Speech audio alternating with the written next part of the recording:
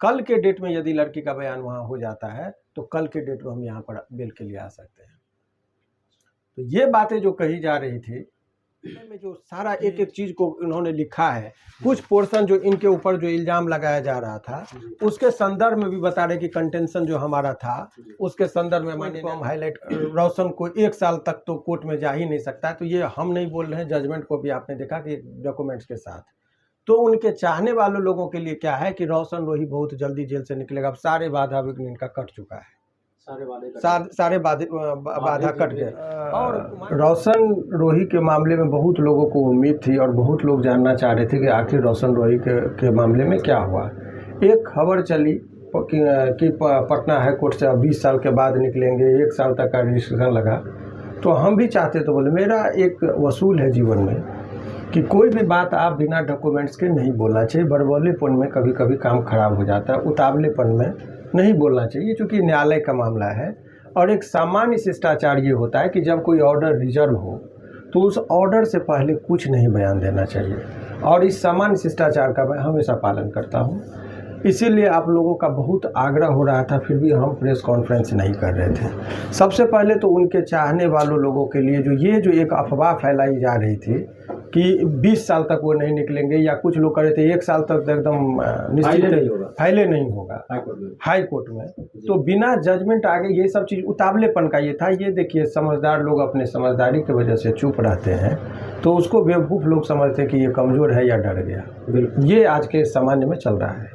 तो हम उनके समर्थकों के लिए आए हैं कि ताकि न्यायालय के मामला को और न्यायालय की प्रक्रिया को लोग समझे कि न्यायालय में क्या हुआ, क्या इल्ज़ाम था और आगे क्या होगा। तो सबसे पहले ये जो था जी, हम कुछ पॉइंट देखिए। ये जो जजमेंट है, जजमेंट की कॉपी है, जो माननीय न्यायालय उनके द्वारा क्या बोला गया, कोर्ट के प्रति अदब होता है। तो ये जजमेंट कल ये प्रोनाउंस हुआ 27 तारीख के डेट में। हालांकि ये 21 तारीख को ऑर्डर उन्होंने मौखिक कह दिया था, लेकिन अब जाके जो है सो ये ऑर्डर आया है। और ऑनरेबल जस्टिस अनिल कुमार सिन्हा साहब का ये जजमेंट है। इसमें जो ये अफवाहें फैलाई जा रही थी कि बहुत, मैंने देखिए मीडिया में खास करके यूट्यूब पर आकर इस तरीके से जो बोला जाता है, नहीं बोलना चाहिए। किसी को भी समान शिष्टाचार का पालन करना चाहिए कि जब जजमेंट आपका आ जाए, कोर्ट के अंदर की बात क्या जज साहब ने रिजर्व करके रखा, उससे पहले नहीं बोलना चाहिए। तो इसमें एक तो ये सबसे पहले उनके समर्थकों के लिए मैं बता दूं कि देखिए क्या है, हम पढ़ के बता रहे हैं। पैराग्राफ 9 जो और क्रिमिनल मिसलेनियस नंबर है 9589/2025। ये इसलिए हम बोले कि जो लोग जानकार हैं साइट पर जाएंगे, अपने से भी चेक कर सकते हैं। 9589 ईयर में 2025 का ये क्रिमिनल मिसलेनियस नंबर है। पैराग्राफ 9 में जो जज साहब का अंतिम चीज़ है, उन्होंने क्या कहा, however the petitioner may renew his prayer for bail if the victim is not examine within a period of 2 months. इसका मतलब ये होता है कि ये बोला गया कि आप बेल के लिए आइए, 2 महीना के अंदर यदि वो लड़की बयान नहीं कोर्ट में देती है, मान लीजिए 10 महीना नहीं देगी, 10 साल नहीं देगी, तो क्या 10 साल तक आदमी जेल में रहेगा। इसीलिए कोर्ट ने कहा कि तुमको हर हाल में 2 महीना में बयान अपना दे देना है, ताकि आदमी जेल में नहीं सड़े। इसका मीनिंग यही हुआ।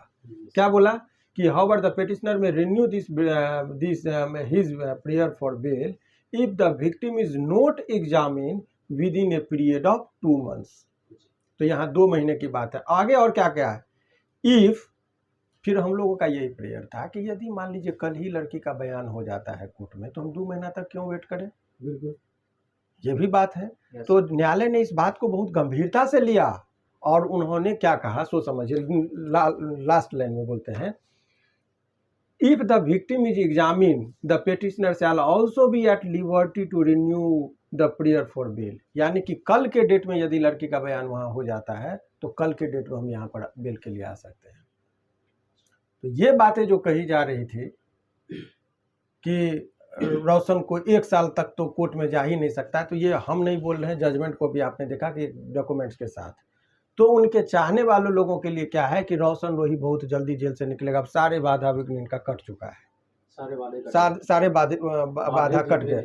और माननीय न्यायालय में जो सारा एक एक चीज को उन्होंने लिखा है, कुछ पोर्शन जो इनके ऊपर जो इल्जाम लगाया जा रहा था उसके संदर्भ में भी बता रहे कि कंटेंशन जो हमारा था उसके संदर्भ में माननीय न्यायालय कुछ पॉइंट को हम हाईलाइट किए। हम चाहेंगे कि आप